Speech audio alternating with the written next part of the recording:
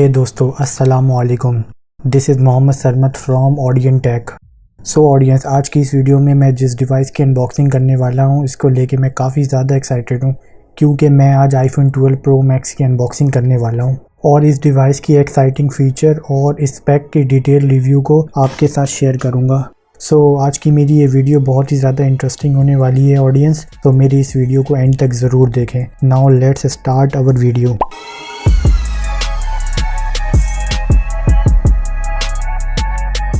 Okay audience, मज़ीद video को continue करने से पहले मेरे इस चैनल को सब्सक्राइब करें और मेरी इस वीडियो को लाइक ज़रूर करें। इसके बाद जल्दी से बॉक्स को अनरैप कर लेते हैं। इसके बाद अगर इसके बॉक्स को देखें तो बॉक्स एक बहुत ही नाइस और सिंपल बॉक्स है, जिसकी वजह यह है कि बॉक्स के अंदर कोई भी चार्जर इंक्लूडेड नहीं है और मेरे पास जो ये वेरिएंट है ये गोल्ड कलर में मौजूद है। इसके अलावा 3 और दूसरे कलर हैं, जिसमें सिल्वर, ग्रेफाइट और ब्लू कलर। इसके अलावा साइड में एक सिंपल आईफोन की ब्रांडिंग की गई हुई है और जिस तरह फ्लैगशिप स्मार्टफोन में होता है उसी तरह इसके अंदर भी इसकी स्पेसिफिकेशन इसके बैक साइड पे मौजूद नहीं है। सो अब जल्दी से इस बॉक्स को ओपन कर लेते हैं और बॉक्स के ऊपर वाली साइड पे कुछ भी मौजूद नहीं है, डायरेक्टली आपको एक डिवाइस देखने को मिल जाता है और इसका फर्स्ट हैंड एक्सपीरियंस काफ़ी ज़्यादा अच्छा है। तो अभी के लिए इसको साइड पे रख देते हैं। इसके अलावा बॉक्स के अंदर एक चार्जिंग केबल है और ये charging cable lightning to type C cable है और क्योंकि डिवाइस के साथ कोई चार्जर इंक्लूड नहीं है तो आपको डिवाइस को चार्ज करने के लिए 20 वोल्ट टाइप सी चार्जर की ज़रूरत होगी और ये चार्जर 90 to 95% लोगों के पास नहीं होगी। तो अगर आपके पास 20 वोल्ट टाइप सी चार्जर मौजूद नहीं है या अगर आप फर्स्ट टाइम आईफोन बाय कर रहे हैं तो आपको ये चार्जर अलग से परचेज़ करना ही होगा। और कार्बन इमिशन कंट्रोल या इन्वायरमेंट प्रोटेक्शन की जो लॉजिक कंपनी ने दी है वो एक तरीके से अभी के लिए यूज़लेस ही रहेगा। इसके बाद बॉक्स के अंदर एक सिम इजेक्टर पिन मौजूद है। इसके अलावा एक बहुत ही स्मॉल गाइड मौजूद है और एक एप्पल का लोगो भी मौजूद है। इसके बाद मज़ीद बॉक्स के अंदर कुछ भी मौजूद नहीं है, तो इन तमाम चीज़ों को एक साइड पे रख देते हैं। इसके बाद डिवाइस से पेपर प्रोटेक्टर को रिमूव कर लेते हैं और इसको फर्स्ट बूट करके इसको इनिशियल सेटअप भी कर लेते हैं। ओके ऑडियंस, अब डिवाइस फर्स्ट बूट हो चुका है। नाउ अब इस 12 जनरेशन आईफोन की स्पेसिफिकेशन को रिव्यू कर लेते हैं। सबसे पहले मेरे पास जो ये वेरिएंट है ये 6GB रैम और 256GB इंटरनल स्टोरेज वाला वेरिएंट है और इसकी अगर मेमोरी टाइप की बात की जाए तो ये NVMe मेमोरी टाइप है, जो कि एप्लीकेशन को बहुत तेज़ी से लोड या अनलोड कर सकता है। इसके बाद इसके अंदर जो प्रोसेसर यूज़ किया गया है वो A14 बायोनिक चिपसेट है।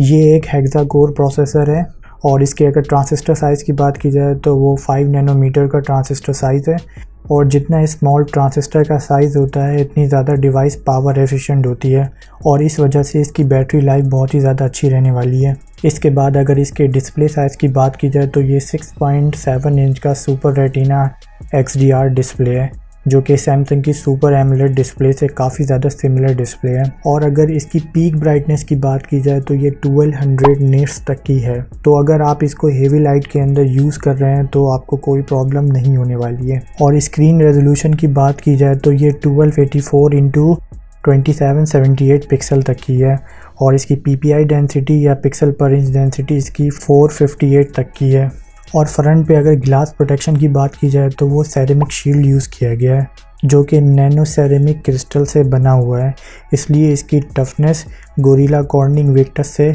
अच्छी है और ये सैमसंग गैलेक्सी S21 के अंदर यूज़ किया गया है। इसके बाद टॉप पे इसके फेस ID सेंसर मौजूद है।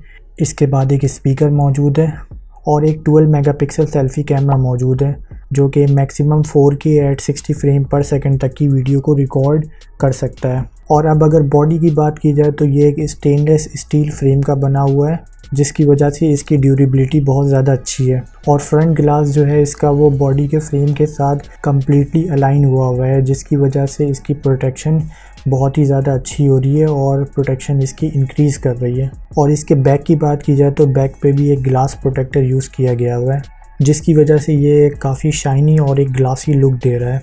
इसके बाद बॉडी के राइट साइड पे एक सिंपल पावर का बटन मौजूद है।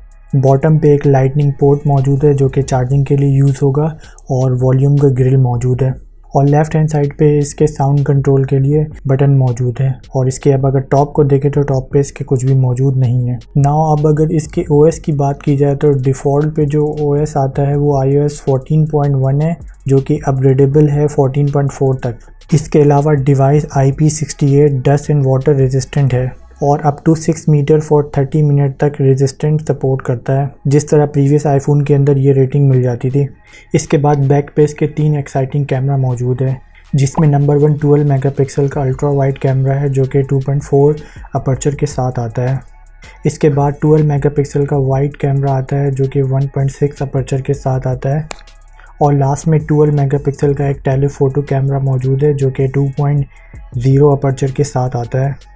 इसके अलावा इसके अंदर एक LiDAR सेंसर भी मौजूद है जो कि ऑगमेंटेड रियलिटी और लो लाइट में फ़ोटोज़ और वीडियोस की प्रीसाइज फोकसिंग के लिए यूज़ किया जाएगा। इसके बाद अगर वीडियो रिकॉर्डिंग की बात की जाए तो ये डिवाइस 4K at 60 फ्रेम तक वीडियो को रिकॉर्ड कर सकता है। इसके अलावा फुल HD की बात की जाए तो वो 240 फ्रेम पर सेकंड तक की वीडियो को रिकॉर्ड कर सकता है, यानी आप इससे बहुत ही अच्छी क्वालिटी की स्लोमो वीडियो भी बना सकते हैं। इसके अलावा इसके कैमरे में कुछ ऐसी फ़ीचर भी मौजूद है जो कि डेडिकेटेड DSLR कैमरा के अंदर भी बड़ी मुश्किल से मिलता है और करंटली अभी ये फ़ीचर किसी और स्मार्टफोन के अंदर मौजूद नहीं है, जैसे कि 10 बिट HDR वीडियोस और डॉल्बी विजन की सपोर्ट भी इसके अंदर मौजूद है, जिससे अगर आप वीडियो की रिकॉर्डिंग कर रहे हैं तो इसके अंदर आपको कलर डेफनिंग बहुत ज़्यादा अच्छी मिल जाती है। तो अगर आप एक प्रोफेशनल वीडियोग्राफ़र हैं तो आप इसकी इम्पोर्टेंस को समझ सकते हैं। इसके बाद कैमरा पे सफ़ायर ग्लास प्रोटेक्शन को यूज़ किया गया है और इसको लगाने के लिए सबसे पहले एक ग्लास लगाया गया है और उसके ऊपर ये तीनों कैमरा को ऐड किया गया है। और अगर इस कैमरा को देखी जाए तो ये बॉडी से थोड़ी ज़्यादा बाहर है, मगर इसका लुक एंड फील काफ़ी ज़्यादा इंटरेस्टिंग है।